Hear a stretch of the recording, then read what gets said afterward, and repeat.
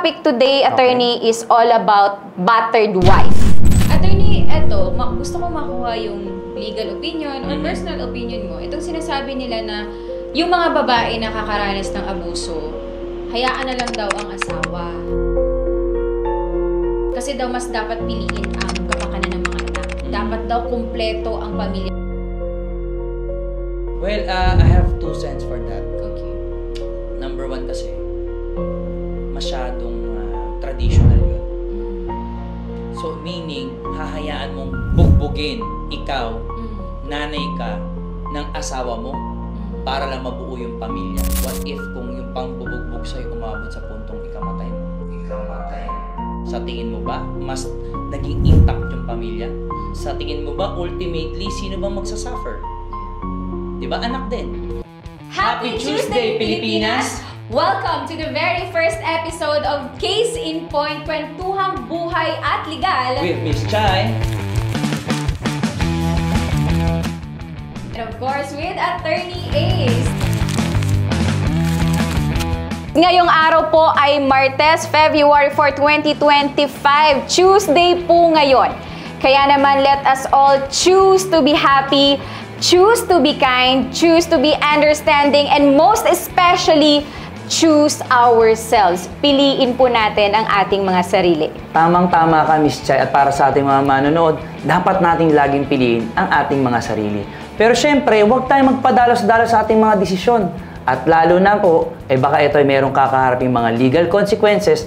Dito po sa Case in Point, tutulungan po namin kayo paano ba magdesisyon ng tama at naayon sa batas. Tama dyan. Yan po ang trabaho namin dito. By the way, I am Miss Shai. I am a former reporter in Anchor, now a business owner and a content creator. And of course, dahil pag-uusapan nga po natin ay batas at legalidad, nako, eto, may makakasama po tayong eksperto sa larangang ito. Kasi syempre, hindi tayo dapat padalos-dalos sa sasabihin natin. Dapat lahat yan ay nakaangkla sa saligang batas o sa batas sa konstitusyon ng ating Pilipinas. Makakasama po natin ang ating resident lawyer, ang taong hinahangaan ko na nagbibigay ng libreng consultation, none other than Attorney Ace Jurado. Napakaganda naman ng introduction mo, Miss Chai. At syempre, ako nga pala po si Attorney Ace Jurado. I'm also a registered nurse.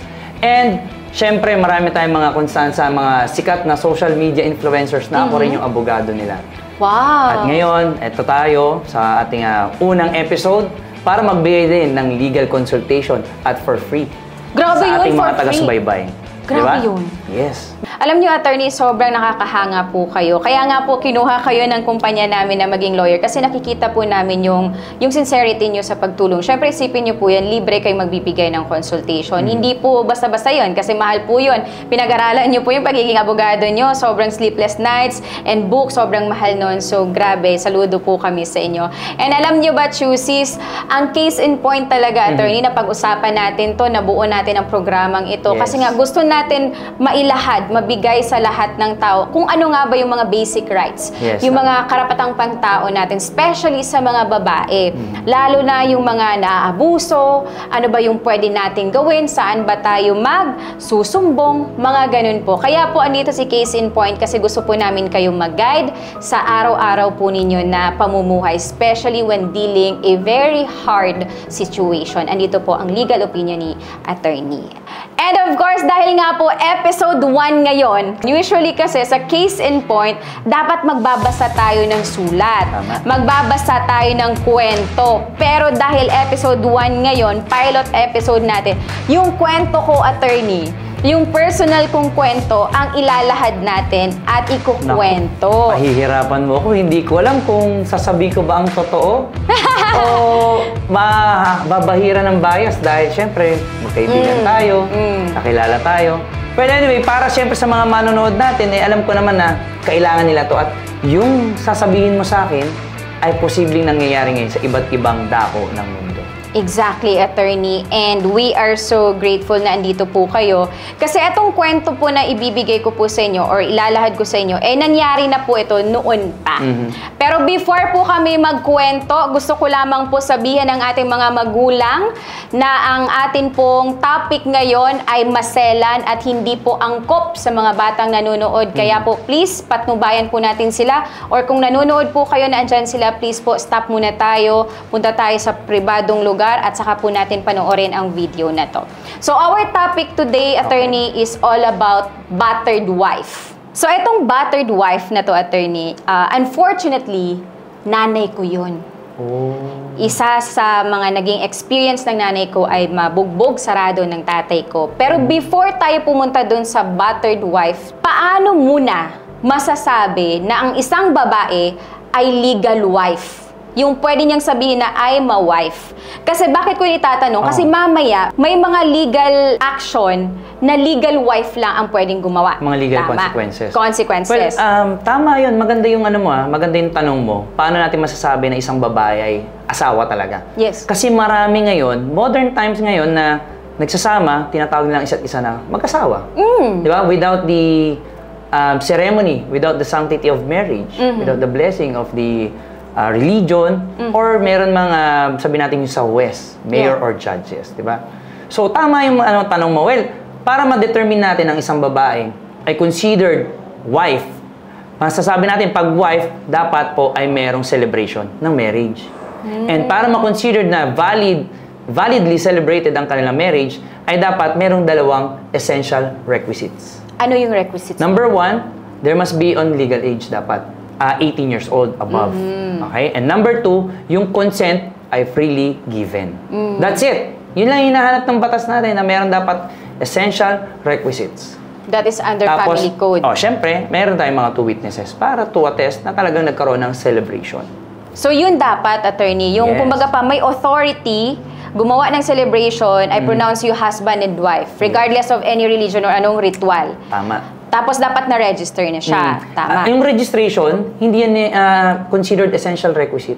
Oh, okay. Basta yun lang dalawang binanggit ko na freely given yung consent, nagkaroon ng celebration, tsaka yung age requirement, considered na sila as husband and wife. Ayun. So, tama yun. So, dapat, ang two requisites nun ay dapat freely given ang will to marry and dapat may celebration. And then yung age. Yung age, 18 very years particular old pataas. type, 18 above. Ayun, so clear na yun kung sino dapat ang tatawaging wife. Kasi, di ba yung iba kasi kapag girlfriend, boyfriend ka pa lang, tawagan niya na mommy, wifey, so, hubby. Actually, Miss Chay, para sa ating mga manonood, kino-correct ko sila. Pagka nakakarinig ako na, ito yung asawa ko, pagka pumunta sa office namin, ko-consult, sinasabi ko, kasal ba kayo? Hindi po. So, wrong to say na mag-asawa kayo. Dapat ang right term doon ay sabi natin partner or common husband, common law wife or common law husband. So, ganun talaga in particular. Yun yung sabi nating exact words na dapat sabihin. Endearment nila yun, attorney. Husband, wifey, kilig-kilig. Pwede yung ganun. Pero kasi in legal essence wala yun. Dapat talaga may kasal na nangyari. Buti na lang kasal kami ng asawa ko, kaya pwede ko siya tawaging asawa. Ayan, tama.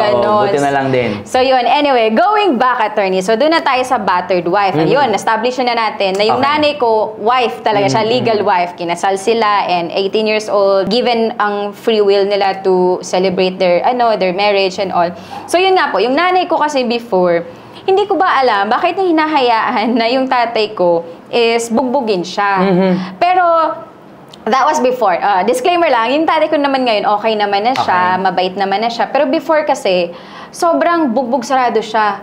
Tapos, binubugbog siya, especially kapag lasing siya, kapag nagsiselos, mga ganun. Eh yung nanay ko naman, sobrang martyr. Hindi niya iwan. Kapag ganun ba, attorney, anong pwedeng gawin ng nanay ko? Or andun naman yung mga kapatid niya, ba't hindi sila nag-report? Mga ganun. Well, according dun sa binigay mong nangyari, unang-una, pwede kasi talagang mag-report yung nanay mo as being the victim.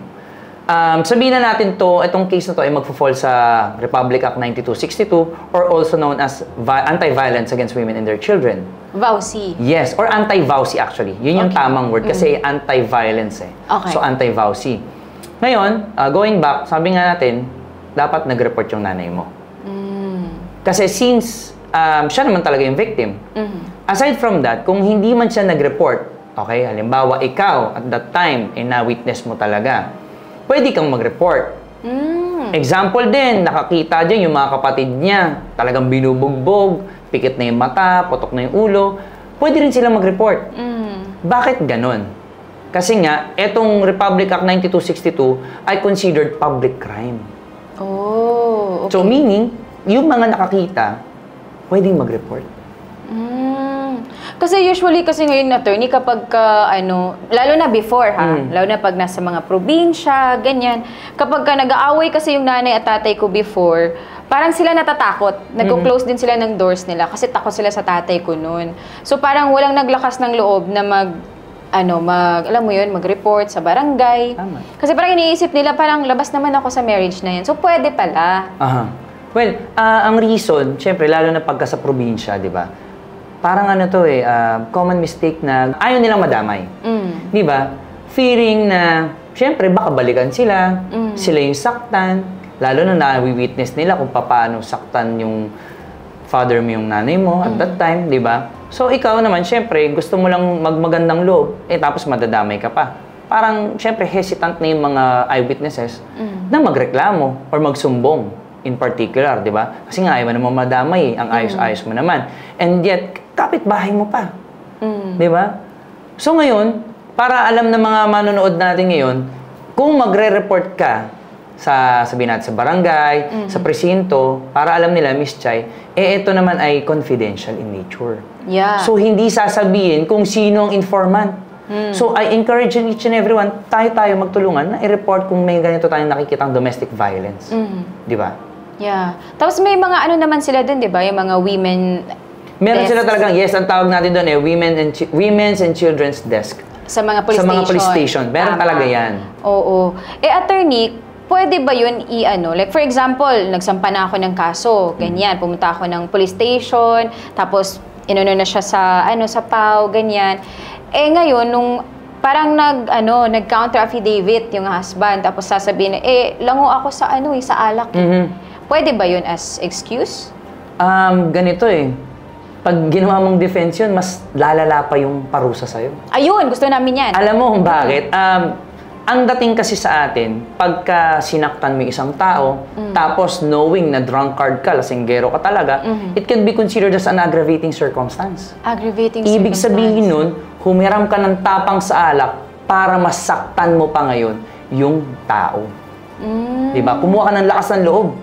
Ganun ang nangyayari. Diba? Kasi nga, alam naman na manginginom ka. Tapos, ginawa mo pa during nung lasing ka. Diba? So, it cannot be considered as a valid defense. But rather, it will become an aggravating circumstance.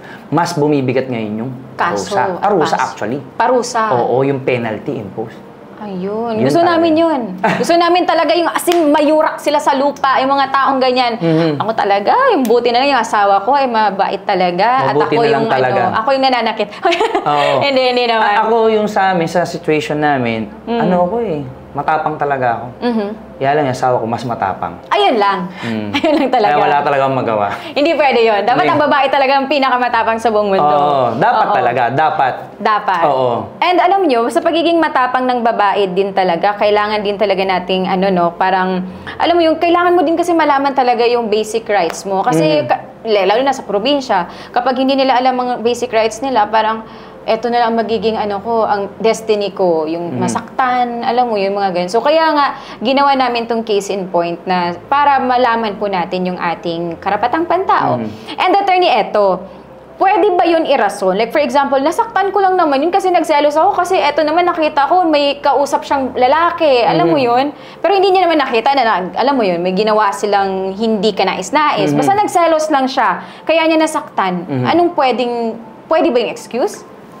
Sad to say, hindi talaga pwedeng excuse yun. Yung sasaktan mo dahil nagselos ka. Sabi lagi ng ating Korte Suprema, kung ikaw ay merong right na nalabag, ngayon, dapat mong dalhin ito sa proper forum. Ibig sabihin, idemanda mo kung talagang meron. Kaya nga tayo may kasabihan na huwag mong ilagay ang batas sa iyong mga kamay. Diba? Yun ang pinaka-essence ng batas na yun o ng principle na yun. Kung talaga sa tingin nga niya, nagselos siya, may ginagawang kalokohan yung partner niya, yung asawa niya, and then go to court. Court. Yun talaga yun. So, hindi ka magre-resort sa violence, hindi ka magre-resort sa kahit anong form of abuses. Speaking of violence, attorney, what if in the course of, alam mo, yung pambubugbog, and syempre yung adrenaline ng babae, kumuha siya ng kutsilyo, nasaksak niya yung asawa niya. Kasi nga binubugbog siya eh. Tapos sobrang galit na din siya, wala siyang magawa. Kumuha siya ng tubo or ano dyan, matalim na bagay, tapos nasaksak niya, napatay niya yung asawang nambubugbog sa kanya. Anong magiging legal consequence nun sa babae? Alam mo, yung tanong mo, napakaganda. Similar dun sa case ng decided ng Supreme Court. So, anong nangyari dito, gagamitin natin yung Section 26 ng Republic Act 9262. Base kasi sa pinag-uusapan natin ngayon, yung example mo, o sabihin natin yung mother mo, example lang, na nag-suffer siya ng battered women syndrome. Sabihin natin, or constantly suffering pa rin. Na-diagnose siya, o nasabi natin, na talagang yung nanay mo ay nagsasuffer ng battered woman syndrome. Bakit ko nasabi muna? I-identify muna natin. Ano bang ibig sabihin ng battered woman syndrome? Kasi ang battered woman syndrome, dapat yung babaeng victim ay nag-suffer physically, emotionally, or psychologically ng abuse. And then twice. So merong cycle. Twice. Yes. So, iniisip niya na every time na may sasabihin o may gagawin yung asawa niya, eto na naman yung battering episodes. Di ba? So, parang ganyan, i-apply natin yung definition ng batas o medically speaking, pwede natin ma-categorize na isang tao na yan o yung sa ating pinag-uusapan na yung tao yun ay nagsasuffer talaga from battered woman syndrome. And, sabi nga nung Section 26 natin, yung woman found to be suffering from battered woman syndrome is civilly and criminally exempted from criminal liability. Pero given na present lahat ng factors na yun, Siyempre, dapat ma-categorize siya na battered woman syndrome na meron siya. So, dapat ganun. Kasi otherwise, dahil ito ay nakapatay ka, di ba, kailangan strict yung application ng batas doon. Otherwise, kung medyo lenient, di lahat na lang ng mga babaeng ganun ng situation, pwede na lang i-claim na nagsasuffer sila sa battered woman syndrome. Exactly, attorney. Kasi nakapatay ka, isipin mo. Murder yun. Civilly and criminally exempted sa kung ano mang magiging punishment sa kanya. So wala talaga? Kahit destyero lang? Wala. Yun yung sinabi ng batas, malinaw eh. Okay. Destyero pala. Paano ka magkakadestyero kung patay na? The main essence of distyero, para sa ating manonood, distyero kasi is also a form of penalty. Penalty. Yeah. Okay. Ang distyero is yung person na nakagawa ng physical harm doon sa tao ay being prevented. Okay? So, pinabawalan ikaw anong reason kung sino yung nakagawa ng physical harm? Bakit pinagbabawalan pumasok within a certain radius? Kasi, number one, para yung nakagawa ng physical harm ay ma-prevent doon sa retaliation ng mga kamag-anak. Revenge. Yes. Imagine, napakaganda nung batas na binibigay sa atin, di ba? Isipin mo, iniisip na baka nga naman, totoo naman, balikan ka kasi yung ginawa mo sa mga family member namin. Yeah. Di ba? Pwede magalit. And at the same time, syempre, kung physical harm lang, buhay yun, baka pwedeng tuluyan niya na ngayon yung victim. Ayun. Di ba? Thank you, attorney. And eto tanong pa, after kasi ng after na mabugbog si nanay ko, naghiwalay sila, ganyan. Tapos, alam mo yun, parang hindi naman na naging continuous ang support. Ano pang pwedeng ikaso ng babae sa mga hindi nagsusupport sa mga anak? Okay. So, i-categorize natin kasi we have a criminal aspect and civil aspect pagdating sa suporta. Okay. Ngayon, sabi ng family code natin, Article 201, sabi dyan na support comprises of everything for sustenance, education, clothing, transportation, medicine. Okay, so yan yung kabuuan yan. Basta anything indispensable, lahat ng importante, lahat ng basic needs kasama. So ngayon, kaya nagkakaroon tayo ng criminal aspect, papalik ulit siya sa tinatawag nating anti-VAUC, na kung saan ang tinatawag dyan ay form of economic abuse. Okay. Meaning, intentional withholding yung support sa recipient. In other words, gusto mo talaga siyang pahirapan, maging dependent sa'yo economically. Okay? So, yun yung criminal aspect.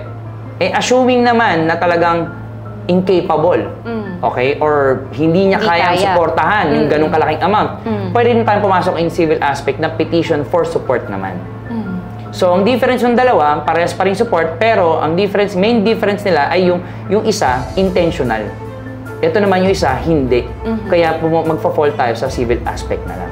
Paano po mag-file pag ganyan? Yung gusto mo kumuha ng child support?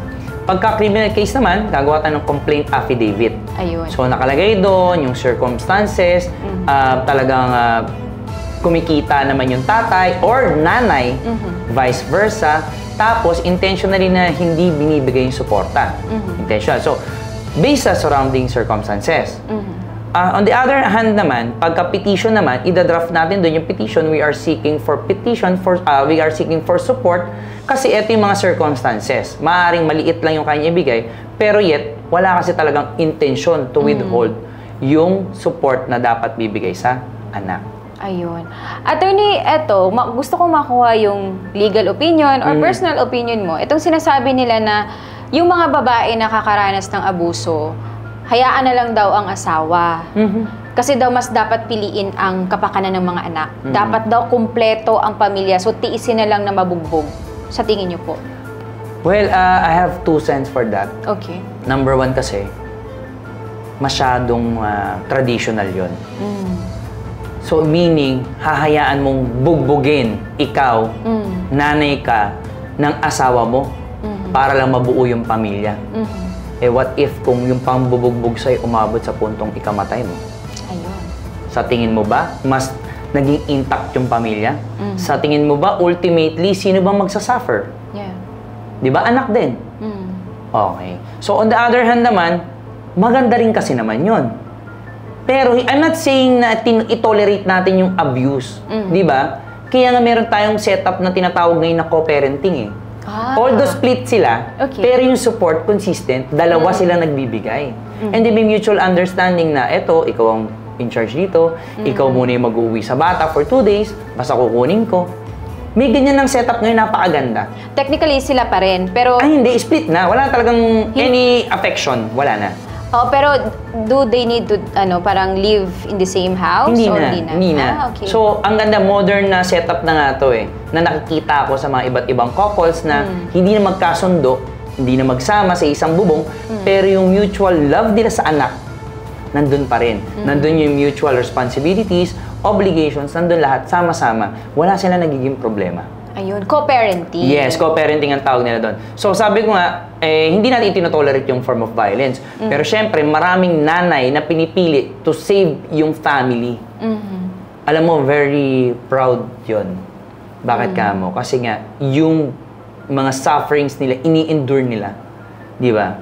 Nasa kabila ng, ang hirap ng sitwasyon na yun. Although hindi ko naramdaman yun, hindi ko nararamdaman. Pero nakaka-proud. Kasi nga, isipin mo, parang sa'yo, Miss Chay, di ba? Yun nangyari sa family mo, kwento mo nga, nandyan pa rin. Pinili ng nanay mo na mabuo pa rin. Di ba? Pero yun nga, nakaka-proud. At the same time, nakakalungkot. Yun.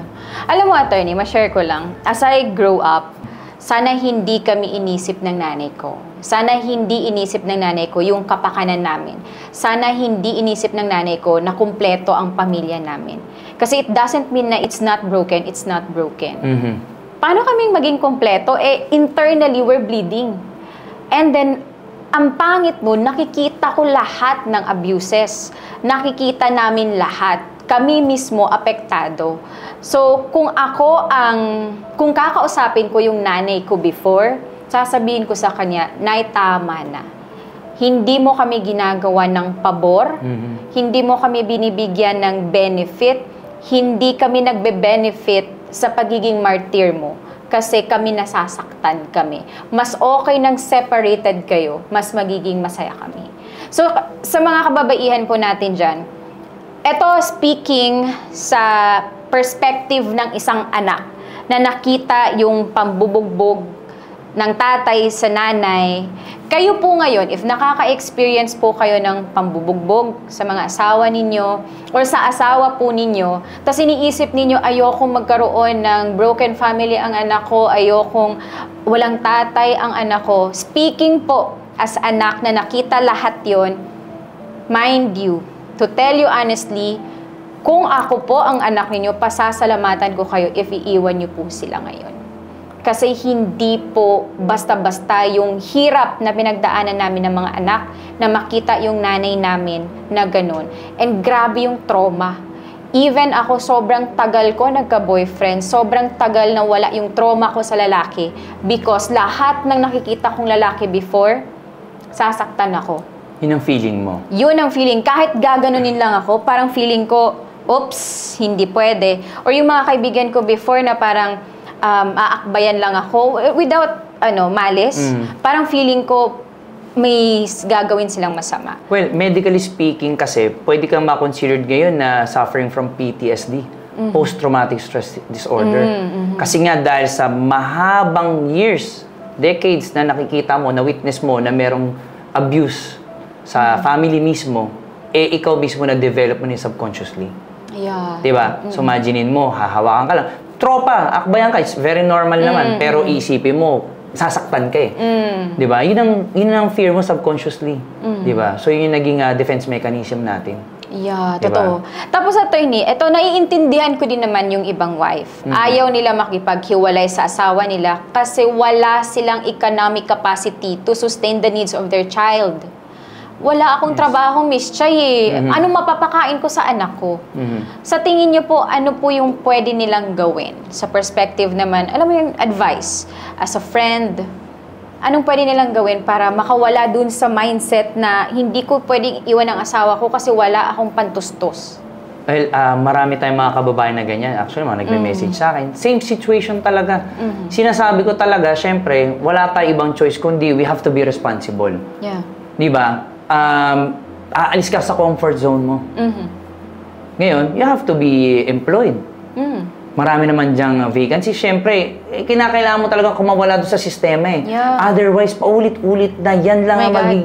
Imagine mo, di ba? Kawawang-kawawa yung mga kababaihan. And to tell you honestly, hindi lang mga kababaihan ang nabubugbog, ha? Pati lalaki? Yes. So, ang tawag natin dyan ay battered person. Gender-free ang tawag pagka battered person syndrome. Okay, yun yun. So, even mga kalalakihan, meron din mga nakaka-encounter ng ganitong beating, meron din mga abuse verbally. Ganon, meron din talaga. Kaya lang, hindi masyadong alam ng mga tao.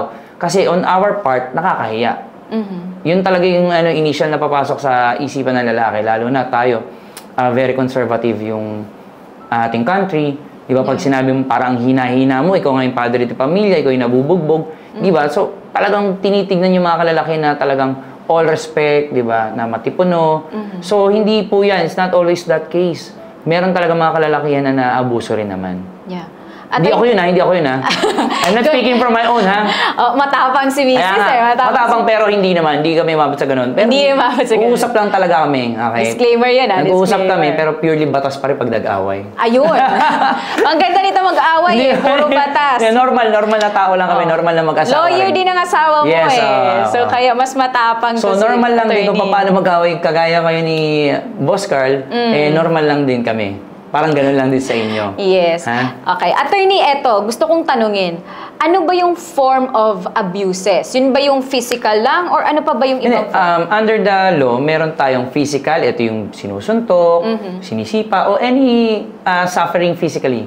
Next, we have the so-called emotional abuse, meron din tayong psychological abuse, and economic abuse under the Republic Act 9262. So, pag sinabi natin psychological abuse, example, hindi mo sinasabihan ng mga masasama.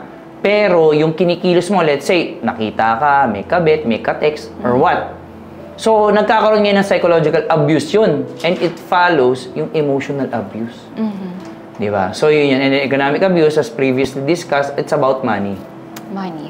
Okay. Well, may dagdag lang natin, Miss Chay, na we have a recent Supreme Court ruling na sinasabi kasi dito nung akusado, wala naman daw psychological report. Paano daw may establish na talagang yung woman is really suffering from psychological abuse? So, sinabi ng Supreme Court, hindi naman na-required ng batas eh. Bakit din namin i-require?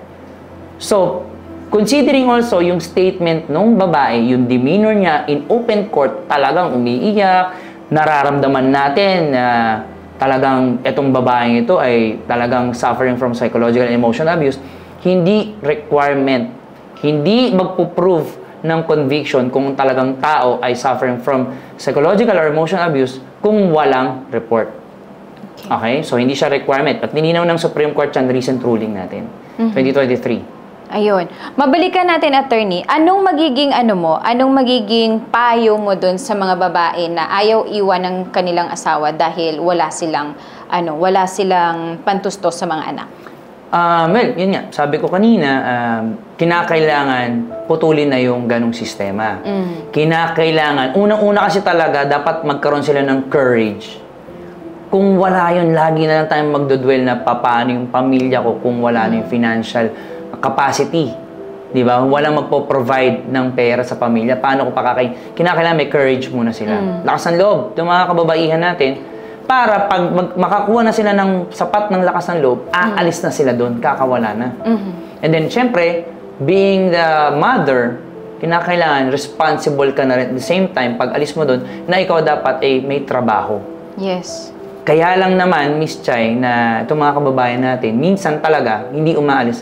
Bukod sa, pwede naman sila magtrabaho, walang titingin sa mga anak. Ayun. They have no choice, syempre, but to stay there, para mabantayan yung kanyang mga anak, merong nagbibigay ng pera. Ayun. Di ba? Sad to say, pero may mga ganyan tayong nangyayari dito sa bansa natin. Yeah. Diba? They have no choice talaga dahil wala na silang family member.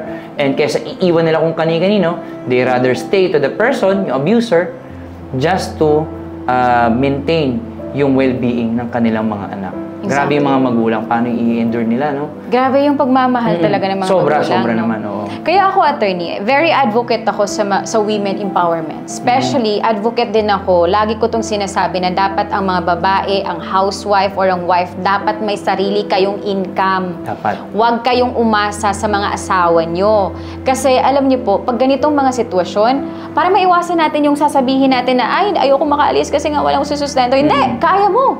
Kaya mo. At kahit walang susustento, kahit maging yaya ka or maging katulong ka or kahit na maging tagawalis ka, walang problema kasi kayang-kaya mo. Babae yan eh. Babae ka, hindi ka babae lang, babae ka. Kayang-kaya mo yan. Iwan mo yung mga ganyang lalaki. Teka, nagagalit ako. Naiinis talaga ako sa mga ganyan eh. Ang ganda nung sinabi mo, marami rin ako mga kilalang ganyan. Yung sinasabi mo, meron nga akong nakilala, 7 yung anak niya.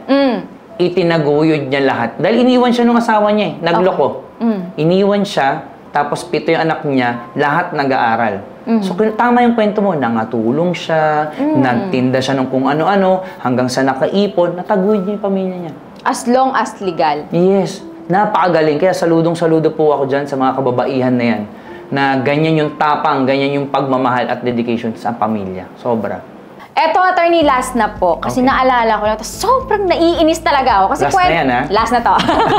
Eto, libre pa rin to. Yan, libre pa rin to. syempre. Eto, naiinis ako, attorney. Kasi may mga kilala ako, yung mga auntie ako, ganyan. Tapos may mga asawa sila. Eto, talaga sila. Oo, naiinis talaga ako. Nagigigil ako eh. Ang sabi nila, attorney, yung asawa, hindi na magsusustento kasi nasa legal age na daw yung mga anak. Kaya na daw sustentuhan sa sarili. Okay. Pwede ba yun? Okay lang ba yun? Alam mo, nakakasama nga ng loob talaga yan. Mga irresponsableng magulang yan, mga irresponsableng asawa. Tandaan niyo po ito, sinabi ng batas na kahit legal age ka na, kung hindi mo kayang sustentuhan yung sarili mo o suportahan, dahil nag-aaral ka pa, in particular, pwede ka pa rin humingi ng sustento. Ayun. Malinaw yan, sinabi ng ating family code. Okay? Kaya kayo mga irresponsableng magulang, dapat huwag kayong anak ng anak. Sa totoo lang, ang hirap ng buhay. Tapos pagdating sa, sabihin nyo sa legal age, hindi na namin susuportahan yan eh. Legal age na. Mali po kayo. Pwede po rin po kayong mademanda dyan ng paglabag sa Republic Act 9262 or pwede rin po ng petition for support. Okay? Ayun, maraming salamat, attorney. Grabe, Maraming salamat sobrang dami namin natutunan ngayon, especially sa mga legal aspects when it comes to abuses. Thank you so much. And ayun, nakakalungkot lang na may mga kababaihan at kalalakihan na nakaka-experience niyan. So ngayon po, sa mga nanonood, sa mga choosy natin, please lang, this time, piliin niyo po ang sarili po ninyo. Tama na po yung pagiging martyr. Tama na po yung pagkonsente sa pang-aabuso. This time, kumawala ka na sa tanikala ng pang-aabuso. And syempre, choose yourself. Yes, that is right. So, choose yourself. And mga choosy, if may mga experience po kayong mga ganito na gusto nyong ikwento, please po, comment lang po kayo dyan sa comment section. Ikwento nyo po if gusto nyo pong humingi ng legal opinion ni attorney, pwedeng-pwede po kayo mag-comment. Or kung nahihiya naman po kayo mag-comment, pwede rin po kayong mag-send sa amin ng email and yung pangalan nyo po ay gagawin po namin confidential at purely itatalakay lang po natin ang yung issues and kung ano ba yung mga possible legal consequences and remedies na inaalaw sa ating batas. So mga choosies, this has been your host. I am Miss Chai. And I'm Attorney Ace. And this is Case in Point.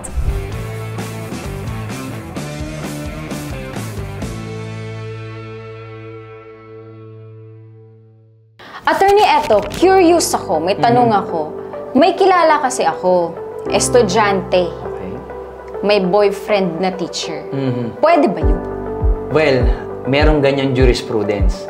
At sasagutin natin yan sa episode 2 ng Case in Point.